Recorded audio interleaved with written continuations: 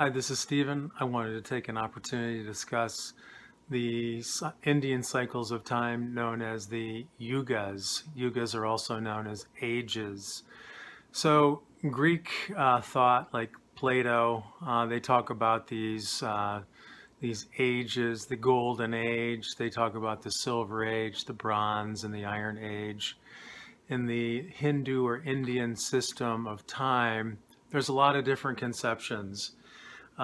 Some theorists will say that these ages last for hundreds of thousands of years each age. Others say that they last for shorter cycles of time. So in my research, I've come across a very interesting writer and researcher named Bibhu Dev Misra. I'll put a link in this video if you'd like to read more of his research. Fascinating stuff. But I'd like to share some of my perceptions about these ages or yugas that will help to explain the concepts of the Kali Yuga, supposedly the Iron Age to which we are currently in, and based on Bibhu Dev Misra's research, supposedly we are very soon to leave that Iron Age or that Kali Yuga in 2025. And so the particular reading that I've done that this video will probably go along with talks about a couple different hexagrams in terms of, does the Kali Yuga, the Iron Age, end in 2025? And that is subsequent to this particular description. But I wanted to formulate some ideas for you so it's not such a foreign concept, and the idea of cycling ages can be something more understandable. So I'm going to switch the camera around, pause this, and then describe the drawing that I've created for you and the different cycles of time. Thanks for listening. So back again, here we go. So this is a very rudimentary drawing of the different ages or yugas from the Indian Hindu system of time. There's a lot of different interpretations in terms of how long these cycles actually last, but this is based on Bibhu Dev Misra's research, and I'll start at the top here with the Golden Age, the Satya. Satya is truth. Golden Age or Satya Yuga, the truth age. So each of these ages is 2,700 years in length. And then after the age ends, so this is the beginning and this is the end of the Golden Age or the Satya Yuga. So after that 2,700 years completes itself, then there's a 300-year reset, which is the end of the age. What's a reset? Well, for those of you who have seen a play, oftentimes at the halfway point or at different points, depending on how the playwright did the play, there'll be a set change. What does that mean? Well, the stage gets a completely different look. Maybe at one point, the beginning of the play, they were inside a house. In the second part of the play, they're outside in a particular neighborhood. So you get a completely different look. And so these 300-year reset cycles, these interim periods, are buffers between the ages. They're resetting the stage of the world stage. What does that mean? So you've got a reset economically, you've got a reset politically, environmentally, culturally. Civilizations rise and fall. These resets are characterized by challenging times. They're not always the easiest of times to live in. I'm not saying that to frighten anyone. I'm just saying that so that it can be put out there in a realistic, understandable way. So after that reset occurs, after that age has ended, and you've got a 300-year period that humanity goes through, or a portion of humanity goes, well, I'm sure nobody's living 300 years through that particular age, but you get the point is that the world stage is reset for the next age, which then is the Silver Age or the Treta Yuga, the Silver Age. Again, that's 2,700 years. I'll back up just 1 second. Each age defines a particular level of connection with the divine spirit within us. So in the beginning age, the golden age, we have 100% connection with the divine. So we can manifest whatever it is we need and want without the need for labor. You don't have to sweat for anything. You can just think about it and it comes into existence. You can just speak it into existence. You're not fighting. There's no wars. There's no sickness. You live a long time. So the next age, there's a reduction.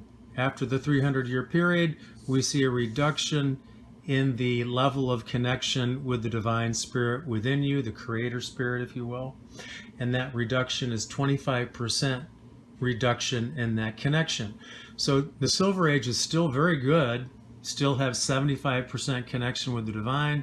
That's fantastic. But there could be a little problem here and there, maybe a disagreement, that kind of thing. Health is probably still very, very good.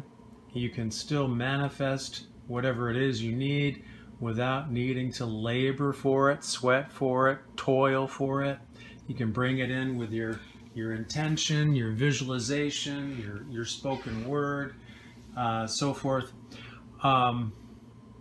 But there is, as we go in this descending cycle, from 100% connection, we go to 75% connection, then again a buffer of 300 years to reset the world stage, environmentally, culturally, politically, and so forth. And then the next age, we've lost another 25% connection in the Bronze Age, or Dwapara Yuga. So the Bronze Age, we'd have 50% connection with the divine spirit within us, the creator spirit, if you will. So we still have some good abilities to manifest. Sickness is probably beginning to creep in. There might be a little bit of strife here and there, possibly a war somewhere. It's not an entirely bad age to live in. Well, there's no bad age to live in. Some are a little more easy than others, let's put it that way, in terms of being able to manifest what you need without having to sweat and toil so much. So the percentage is 50% connection with the divine, 50% disconnection with the divine. Then we have a 300-year reset, and then we enter the Kali Yuga, or the Iron Age. These are all descending. So you start at this particular point, and you go 2,700 years, and you get, in the Kali Yuga, let's just define that, or the Iron Age. Again, a 25% reduction in the connection with the divine spirit within, the creator spirit within you. So now you've got 75% disconnection with the divine spirit and 25% connection. Doesn't mean you can't manifest, doesn't mean you can't bring things into being. You certainly can, but it's going to take more effort of will to do so, more sweat. You're going to see in the world more sickness, more suffering, more fighting, more disrespect, lots of wars, famines, and so forth. So the Kali Yuga, or the Iron Age, is the least connected with the divine spirit within us of all the different ages. So that descends and descends and descends to the end point, the 2,700 years, then a 300-year cycle to reset the world stage for the new age.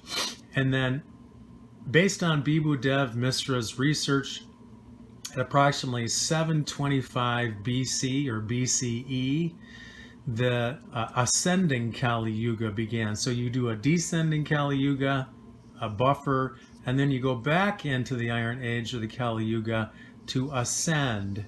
So you are ascending now in a direction upward. You're still in the same type of energy. These are both Iron Ages. Still have 25% connection with the divine and 75% disconnection. But at least we're moving toward a higher plateau eventually. So this begins our ascending cycle. 725 approximately BCE or BC to 2025 is 2,700 years. So at 2025, the Kali Yuga, supposedly based on Bibhu Dev Misra's research and theories, ends in 2025. Okay?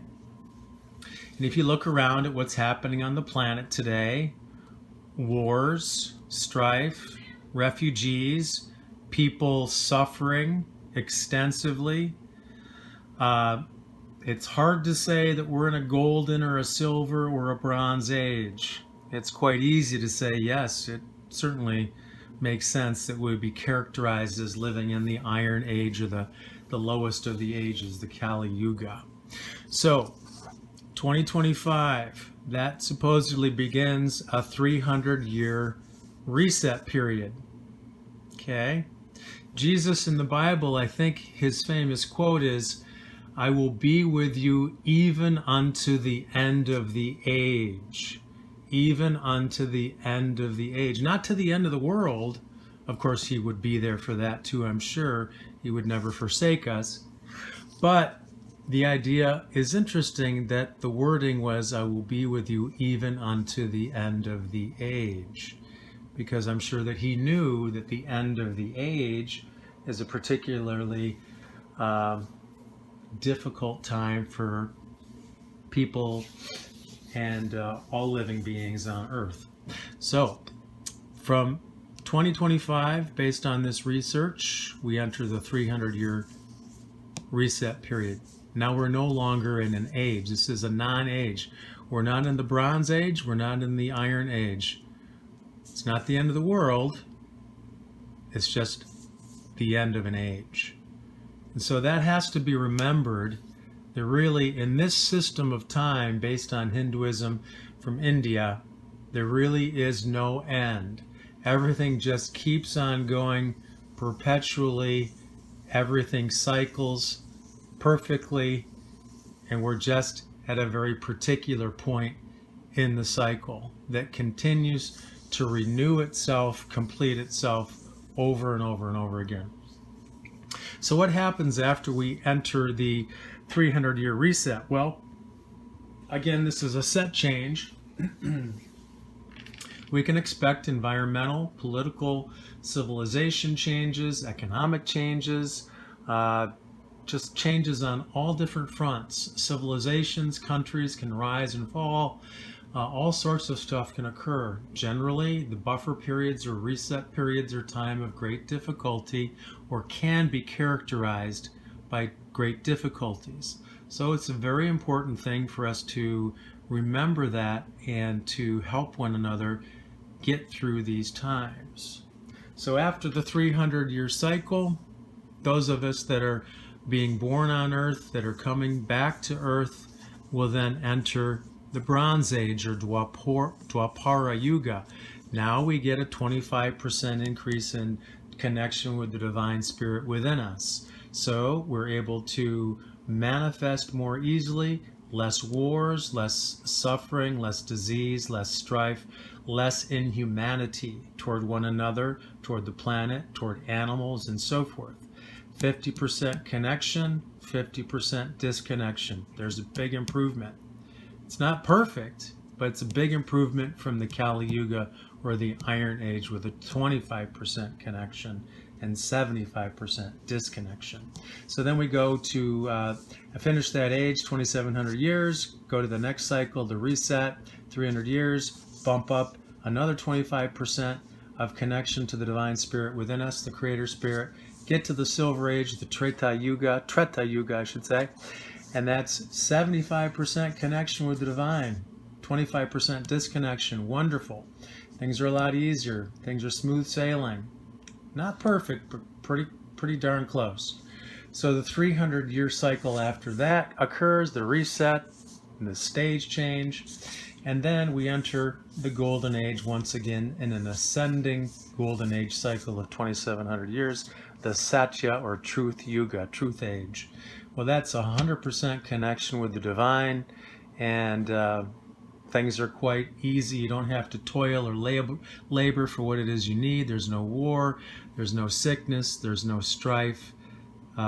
Relationships are very harmonious, and so forth and so on. Then you repeat the cycle, and you go and begin the new descending cycle by entering into, well, there's a 300-year buffer here again, and then you bump into the descending Golden Age Same thing, 100% connection. Still have the 100% connection, 300-year buffer, 100% connection, and then you bump down into lower and lower and lower and lower connections with the divine. So this cycle just repeats over and over and over again and renews itself over and over and over again.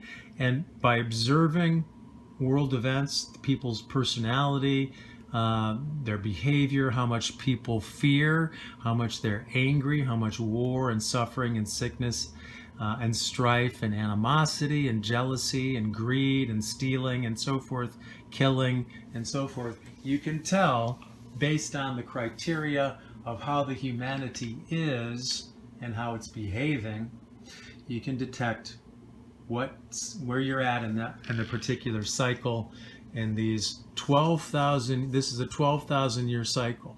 So by observing humanity's behavior, you can know fairly well what age you might be occupying. So to complete this in total, it's 12,000 years. Okay? So I hope that gives you a little bit more information about the cycles of time or ages, the yugas from India. And I hope you enjoy the upcoming reading on the idea of, does the Kali Yuga end in 2025?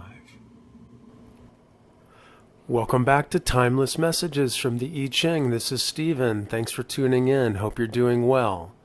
So the question I've asked in this particular video is, are we exiting the Kali Yuga in 2025? Are we exiting the Kali Yuga in 2025? So I'll give you some brief information about the Kali Yuga and the cycles of time based on the Indian system. We have a golden age, also known as Satya Yuga. We have a silver age, which is Treta Yuga. We have a bronze age, Dwapara Yuga. And then we have the final age, which is the Kali Yuga, Iron Age. And each age is characterized by 2,700 years and then a 300-year interim period of transformation on the earth to prepare for the next age. So the idea, as shared by Bibhu Dev Misra in his work, is that 2025 is indeed the end of the ascending Kali Yuga. So these are cycles. You go through an ascending cycle of gold, silver, or you'd start at the bottom, iron, silver, iron, bronze, silver, and gold. And then you go through a descending cycle from gold, silver, bronze, and iron. So the idea is that we would have, in 2025, completed a 2,700-year period of an ascending or rising Kali Yuga cycle, at which point we would enter a 300-year period of transformation. These transformation periods are periods in which the earth is preparing environmentally. Also, we are being prepared culturally, politically, in many different ways for a new age, to groom ourselves in the population, so to speak, in ways that will be beneficial for people to move into the next age, which will have more spirituality. In the Bronze Age will rise up 25% into a greater level of spirituality. I don't know entirely if this is true, but in my own inner reflections, to me, it sounds like it could be very relevant and very possible. So the hexagrams that I got based on this question, are we exiting Kali Yuga, the Iron Age, in 2025? I've got these two hexagrams. The first is contemplation, and the second is preponderance of the small. And in the first hexagram, contemplation, we have 4 lines that change, quite a bit of changes there. And in the second, of course, there's no changes. So without further ado, if you'd like to close your eyes and just take a few deep breaths and relax yourself, have some stress reduction. Hope you're doing well. Challenging times on planet Earth. I'm sure everybody's going through some form of adjustment. We'll get through this. So contemplation, also known as view. The gentle wind is flowing over the receptive earth. The wind is the upper trigram, and the receptive earth is the lower trigram. So in the Chinese thought, the contemplation, there's an image of a tower. And this type of a tower would be situated on a mountain, and it could be seen for miles around. The tower enabled someone to see for a long distance. And so the hexagram shows a ruler who contemplates the laws of heaven above and the waves of the people below, like standing on a tower. An intermediary, so to speak, between heaven and earth. And by means of good government, sets a lofty example to the masses. The light-giving power retreats. We can see the 2 yang lines at the top, 4 yin lines at the bottom that are moving upward. So the light-giving power retreats and the dark power is again on the increase. The judgment, contemplation, the ablution has been made. Ablution would mean ceremonial bathing, but yet not yet the offering. Full of trust, they look up to him. The sacrificial ritual in China began with an ablution, or ablution meaning a ceremonial bathing, like of a statue, a deity's statue. Oftentimes they'll do that in Buddhism, they'll bathe the statue, or in Hinduism. And then this formal bathing of the statue or the deity was followed by a libation. And a libation is a drink that is offered to a deity to help invoke that deity. And after which the sacrifice was offered. And the moment of time between these 2 ceremonies is the most sacred of all, the moment of deepest inner concentration. If piety is sincere and expressive of real faith, the contemplation of it has a transforming and awe-inspiring effect on those who witness it. And also in nature, there's a holy seriousness in the fact that natural occurrences are subject to divine law. In the contemplation of the divine meaning behind the workings of the universe gives to the person who is called upon to influence others the means of producing similar effects. And this requires a power of inner concentration, which religious contemplation develops in great persons strong in faith. This inner concentration enables these people to understand and grasp the mysterious and divine laws of the life and the universe.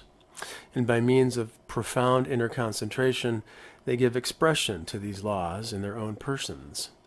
Thus, a hidden spiritual power exudes or emanates from this person, influencing and dominating others without their being aware of how it happens. So this is like the wind. In its flow, it goes everywhere, and it has great effect upon the earth. Even if you're out in strong winds, those are particularly difficult to be in. Emotionally, psychologically, they can really derange a person over time. So inner concentration provides that, or concentration provides that ability to grasp the mysteries and divine laws of the universe, of life. This concentration gives expression to these laws in the person who exhibits this inner contemplation and concentration. And in doing so, a hidden spiritual power pours through these people and influences others without them being aware of how this happens. And isn't this how gurus and sages oftentimes come across, through their own vibration, through their words, but of course through the energy that they possess? They give a spiritual vibration. There's a spiritual power that exudes from them, just like the wind bending the grass. And this influences and dominates people without them being aware of how it happens. So how I would tie this in is that the asking of the question invites us to go within and contemplate, take a deep view between heaven and earth, between the laws of heaven and the people on earth. And through this profound inner concentration and contemplation, we need to ask ourselves, are events in our lives changing in such a way that perhaps this is indeed the case, that we are exiting a particular age on earth? And if we are, then it could be seen that a fair amount of the difficulties that we are burdened by are the result of these significant changes that are results of the time, not of our doing, but results of the time that we find ourselves in. And this would also correlate with the idea that through profound contemplation and concentration inwardly, these ideas and concepts could manifest their own validity as we begin to contemplate the laws of the universe and how we fit into this scheme of things. The image, the wind blows over the earth, the image of contemplation. Thus the kings of old visited the regions of the world and contemplated the people and gave them instruction. When the wind blows over the earth, it goes far and wide, and the grass must bend to its power. These two occurrences find confirmation in the hexagram. The two images are used to symbolize a practice of the kings of old in making regular journeys. The ruler could, in the first place, survey his realm and make certain that none of the existing usages and behaviors of the people escaped notice. And in the second, this ruler could exert influence, through which such customs and behaviors as were unsuitable could be changed. All of this points to the power possessed by a superior personality. And on the one hand, such a person will have a view of the real sentiments of the great mass of humanity, and therefore cannot be fooled or deceived. And on the other hand, this person will impress the people so profoundly by his or her mere existence and by the fact of their personality that the people will be swayed by this person as the grass is swayed by the wind. So here we have the idea of a king in ancient times going through the land and checking on the people and seeing what they were doing to make sure that they're not doing anything that is not acceptable or shouldn't be done without the king's notice or correction. So this could be likened to an awareness of us looking at the world. What are we doing to each other? Are there certain behaviors that should not be practiced and are unsuitable that could be changed? Can we survey our realm and see what type of behaviors are occurring in our society and our cultures, how we treat one another? Is this indicating a positive age on earth? Or indeed, if we are leaving the Kali Yuga, which is the darkest of all the ages, this would seem to make better sense, for the times that we live in are particularly challenging and fraught with difficulty and contempt in many respects for one another. Certainly debate and arguments and division abound. And all this points to the idea of we can all embody this superior personality. This type of personality would look upon the reality of humanity, the real sentiments of humanity, and not be fooled or duped or deceived. And in doing so, in their own behavior and their own attunement to modesty and humbleness and being on the side of the lowly or the persons of low status who are humble, this superior personality to which we can all embody will impress everyone so profoundly that the existence of this superior personality will impact the people so strongly that they will be swayed by this personality or this mindset that people adopt, just like grass is swayed by the wind. I would also note that Bibhu Dev Misra, the Indian gentleman who penned the article, the research on the idea of us exiting the Kali Yuga in 2025, in my estimation, by observation of his character, I would have to say that he is very humble and wanting to be a servant of the divine to help usher in this awareness of, hey, this is quite a possibility. Let's look at this and adjust ourselves as needed, because the transitionary period that we're soon to be entering is oftentimes fraught with significant difficulties, and we'll all need to help each other to get through this time. So now we move on to the lines. The changing lines are the sixth and the third place. Contemplation of my life decides the choice between advancing or retreating. This is the place of transition. We no longer look outward to receive pictures that are more or less limited and confused, but we direct our contemplation upon ourselves in order to find a guideline for our decisions. And this self-contemplation means the overcoming of naive egotism. Egotism would be excessive thinking about oneself, preoccupation with oneself. So this self-contemplation overcomes this egotism in the person who sees everything solely from their own standpoint. And this person begins to reflect, and in this way acquires objectivity. However, self-knowledge does not mean preoccupation with one's own thoughts. Rather, self-knowledge means to be concerned about the effects that one creates. And it is only the effects our lives produce that give us the right to judge whether what we have done means progress or regression.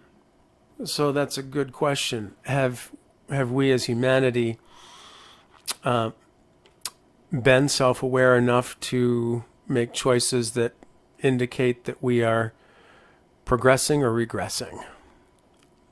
Are we concerned about the effects that we create, or are we simply concerned about ourselves from our own narrow standpoint? And are we able to look inward rather than just outwardly to direct our contemplation upon ourselves in order to find guidelines for our decisions? This inner direction of wisdom and guidance seeking within seems relevant to the times that we live in, when there is such discord exhibited in a lot of the news media outlets, as well as the social media and so forth. A lot of division there. And perhaps this type of contemplation of our lives can help lead us to a greater understanding of how to proceed in better ways. And so as we move away from egotism, or the tendency to think excessively about ourselves and be preoccupied excessively about ourselves, we can acquire a different standpoint and objectivity to be introduced into our lives more fully. And we could be more open to these types of ideas as are considered here in this question. Are we exiting the Kali Yuga? So the next changing line is the sixth and the fourth position in the middle of the hexagram. Contemplation of the light of the kingdom. It furthers one to exert influence as a guest of a king. This describes a person who understands the secrets by which a kingdom can be made to flourish. And such a person must be given a power position, an authoritative position in which they can exert influence. They should be, so to speak, a guest. That is, they should be honored and allowed to act independently and should not be used as a tool.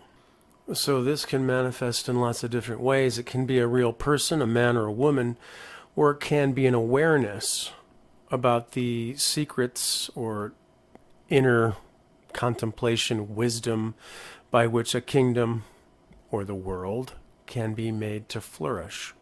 And such a man or woman or intelligence must be given an authoritative position that can be a position to exert influence.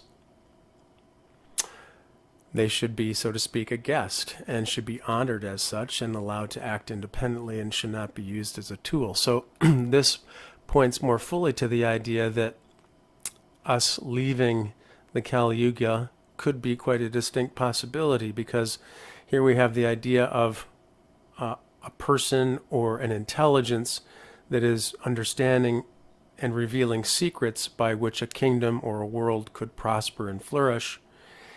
and this person or intelligence should be given an authoritative, powerful position to exert influence and help.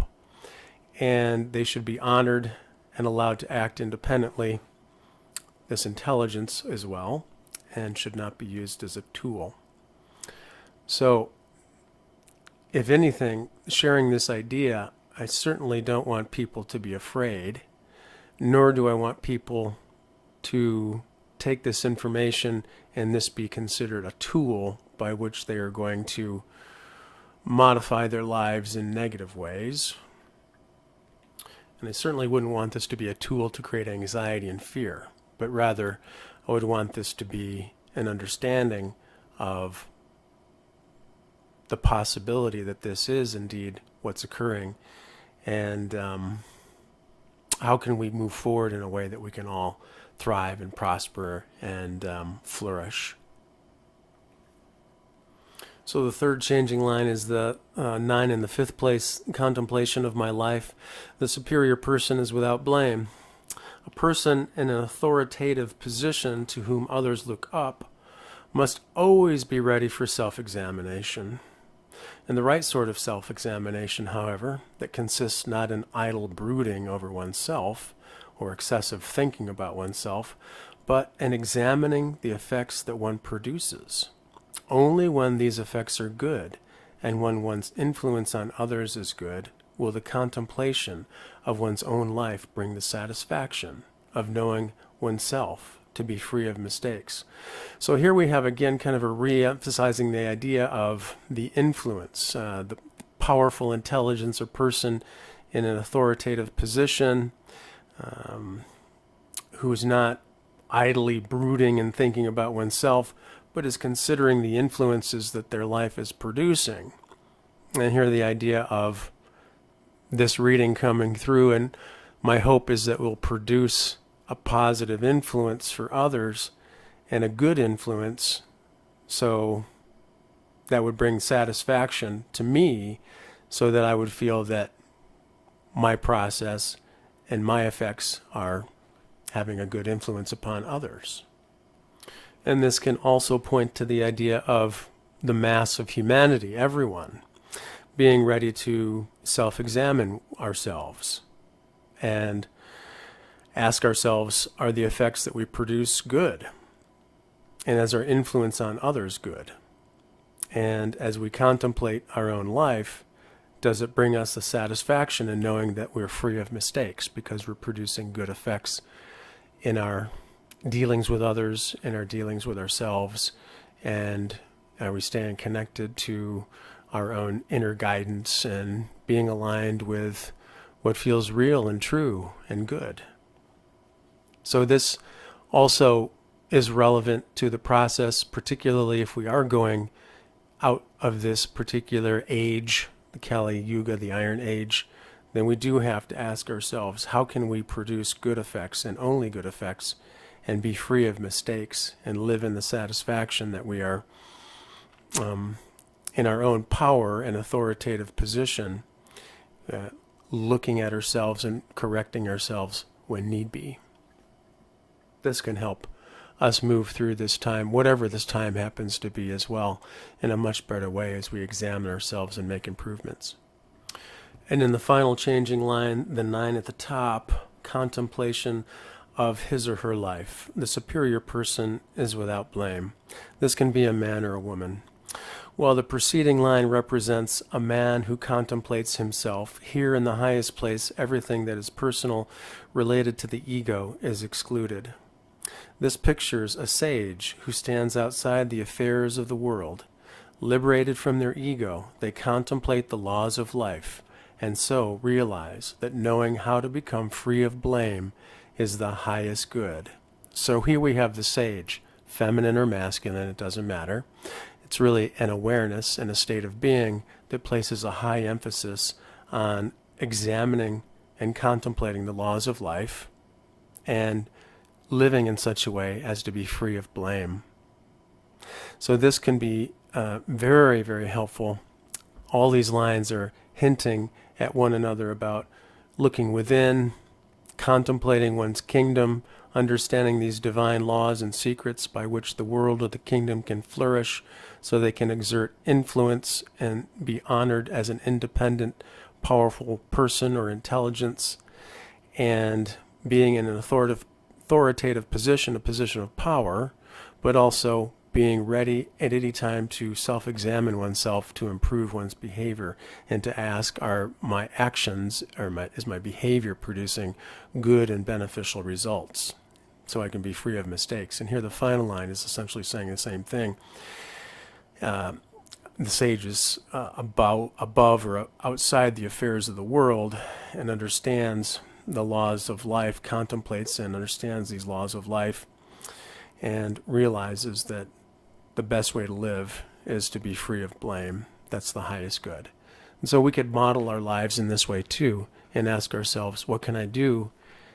What can I say? What can I think, speak, and do in such a way that would allow me to be free of blame and would allow me to be in tune with the laws of life, the divine laws, the inner secrets that the universe has in store within all of us if we just look within. So I would imagine that this could be a help to us as well, to live in such a way that we do not feel that we're making mistakes, that we're bringing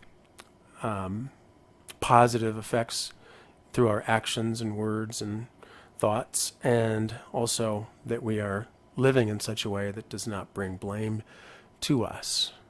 And that could be a wonderful way to bring a new kingdom of peace and harmony into being.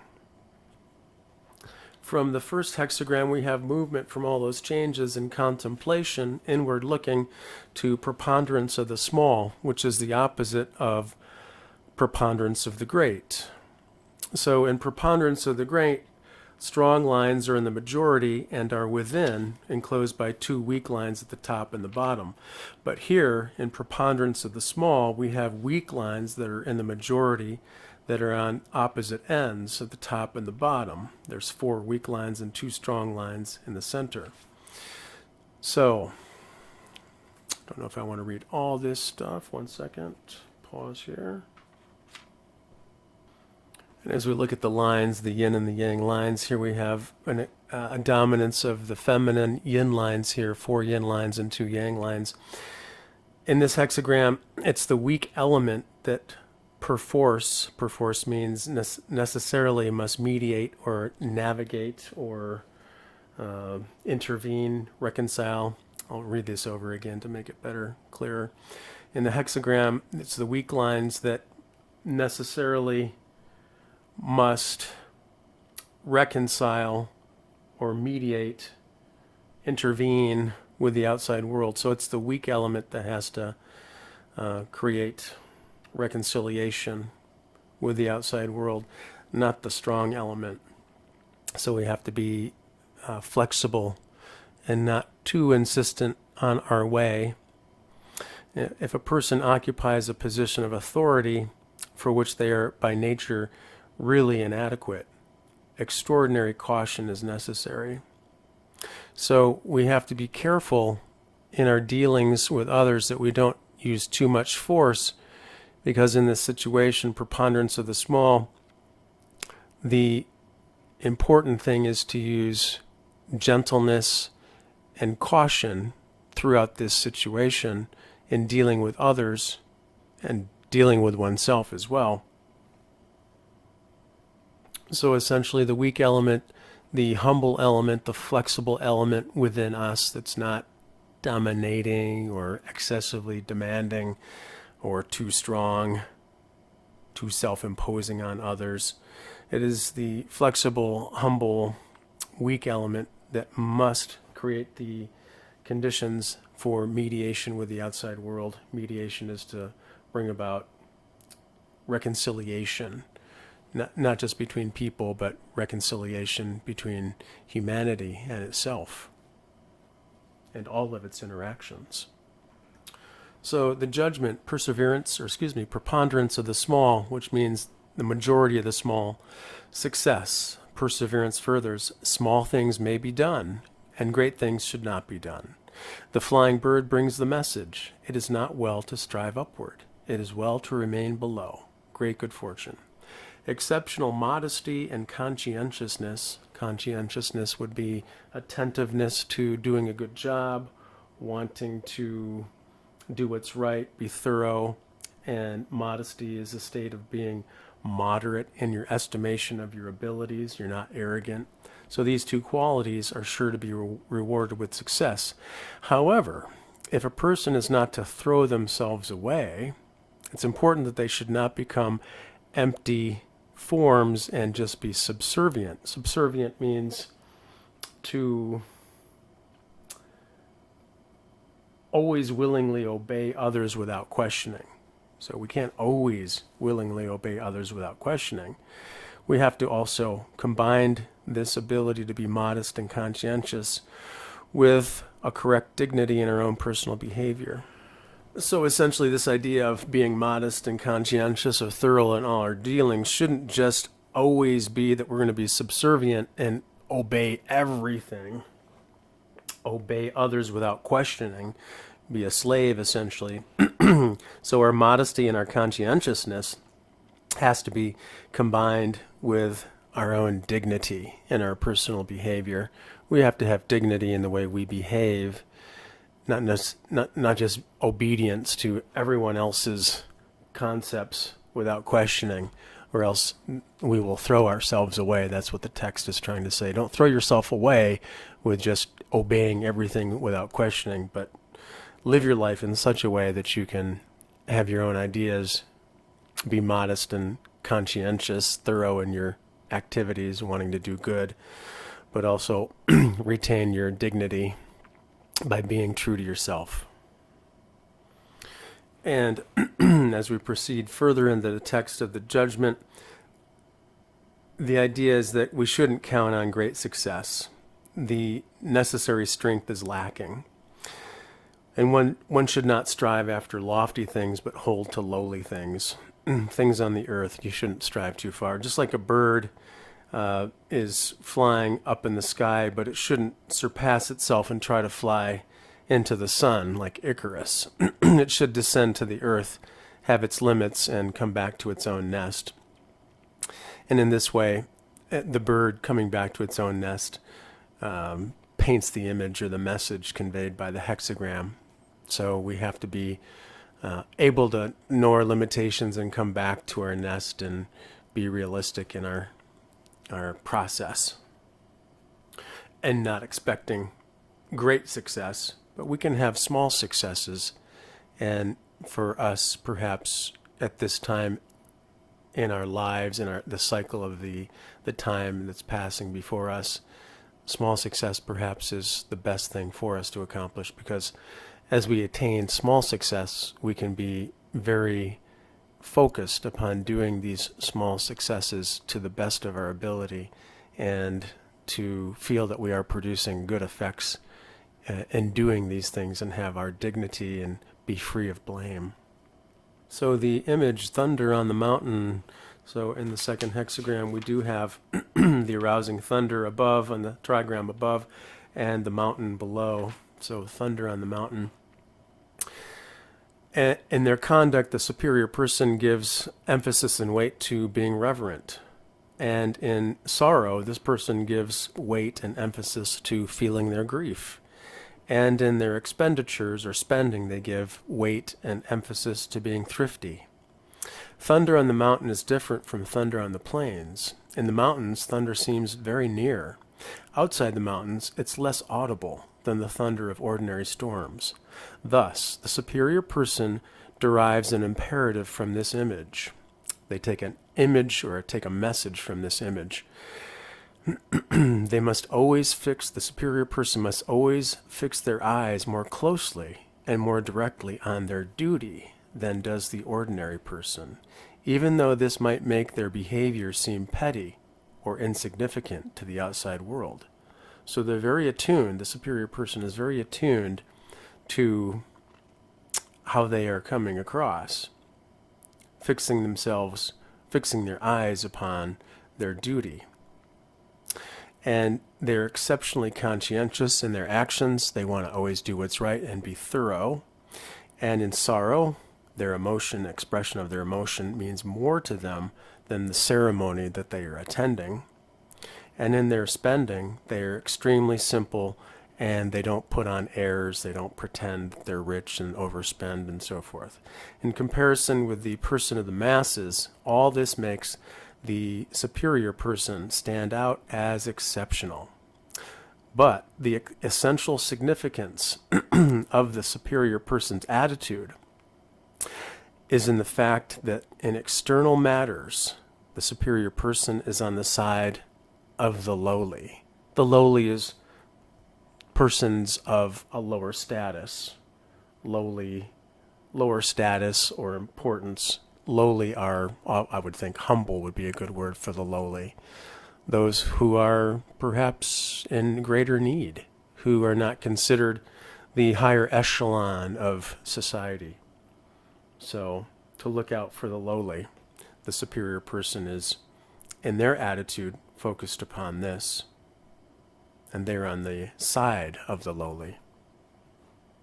And this could be a wonderful thing for all of us to consider. How can we be on the side of the lowly? How we can help others move forward, move up, gain strength, gain prosperity, resources, opportunities, food.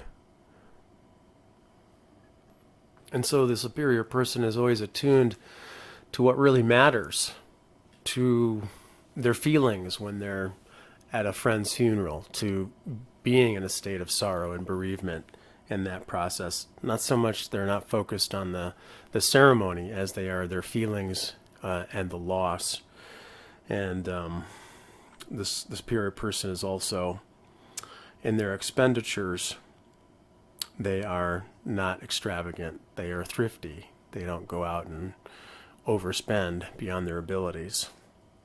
So they're a balance. The superior person has a balance, essentially. They're not excessive. They're moderate. And in this type of character, or this type of beneficial archetype that we can all embody, the superior person, this can be helpful as we move forward in whatever age this may be that's ending. If we are indeed ending the Kali Yuga, marching forward into the transitionary period, then we want to be the superior person that can move forward in ways that are cautious and that help to bring peace and mediation to the outside world, not more conflict and strife and contention. And the idea of remaining on the side of the lowly, those of lesser status, those that are humble, this is always a good thing. If we remain in a state of arrogance, and it's a sink or swim experience, and we're willing to allow others to drown, what does that say about the character that we as humanity have become? So that's what I have for you. This is a lot of information, and I'm not going to try to recap it because it's way too much for me to go through. It's almost 30 minutes now at this point for this reading, one of the longest that I've ever done.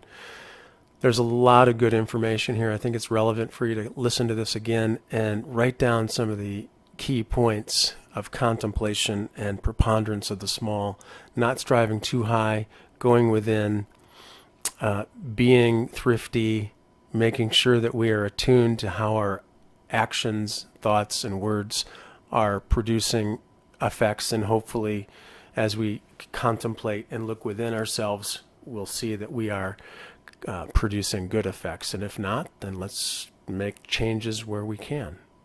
So these are some of the messages. In my estimation, we are probably moving through a very difficult time on Earth. It could definitely be the end of the Kali Yuga, which is not the end of the world. It's just the end of a particular age that we find ourselves in. Everything moves onward and upward, and we will be just fine, especially if we cultivate these inner qualities of the superior person and look out for one another. Thanks for listening, and take care.